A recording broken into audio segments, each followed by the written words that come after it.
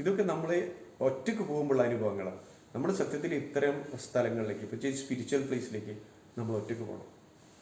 ഒറ്റയ്ക്ക് പോകുമ്പോൾ അതിനൊരു ഒരു ഒരു പ്രത്യേകത ഉണ്ട്. നമുക്ക് കിട്ടുന്ന ഫീലിങ്സൊക്കെ അത്തരത്തിലായിരിക്കും. കാരണം നമ്മൾ അവിടെ ഒറ്റപ്പെടും. നമുക്ക് ഒരാളെയും നമുക്ക് പരിഗണിക്കേണ്ടതില്ല. നമ്മൾ നമ്മളായിട്ട് തന്നെയാണ് യാത്ര ചെയ്യുന്നത്. അതൊരു ഒരു ഒരു അനുഭവമാണ്. അത് കഴിഞ്ഞിട്ട് പിന്നെ കുംഭമേള കഴിഞ്ഞു. കുംഭമേളയ്ക്ക് പ്രത്യേകത ഉണ്ട്.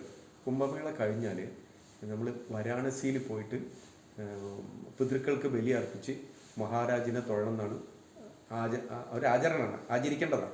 പക്ഷെ ഇതൊന്നും എനിക്കറിയില്ല. പക്ഷേ യാദൃശ്ചികമായിട്ട് സംഭവിച്ചു. കാരണം ഞാൻ കുംഭമേള കഴിഞ്ഞ് ഇറങ്ങുന്ന സമയത്ത് റോഡിന് കൊണ്ടെത്തിയപ്പോൾ കാശി ബസ്സുണ്ട്, വാരാണസി. ഞാൻ ആ ബസ്സിൽ കയറി നേരെ കാശിയിൽ വന്നു. അന്ന് അവിടെ താമസിച്ചു. അന്ന് രാത്രി താമസിക്കാൻ ഒരു ഇടം ഒരാൾ ഒരുക്കി തന്ന പോലെ മണികർണികാഘട്ടിൻ്റെ തൊട്ടടുത്ത് ഒരു താമസ സൗകര്യം കിട്ടി. അപ്പോൾ അദ്ദേഹം എന്നോട് ചോദിച്ചു, ഒറ്റക്കാണോ? ഞാൻ പറഞ്ഞു ഒറ്റക്കാണെന്ന്. അപ്പം പിറ്റേന്ന് ദിവസം രാവിലത്തെ ബലികർമ്മത്തിനുള്ള എല്ലാ കാര്യങ്ങളും അദ്ദേഹം ചെയ്തു തന്നു. രാവിലെ 5 മണിയാകുമ്പോൾ അവർ ബലികർമ്മം അത് ഉപദേശിക്കുന്ന ആൾ വന്നു. ആ ബലികർമ്മങ്ങൾ ചെയ്യുന്ന സമയത്ത് നമുക്ക് കണ്ണിന്ന് ഒരു തുള്ളി കണ്ണീർ വരാതെ നമുക്ക് ബലികർമ്മങ്ങൾ ചെയ്യാൻ പറ്റില്ല.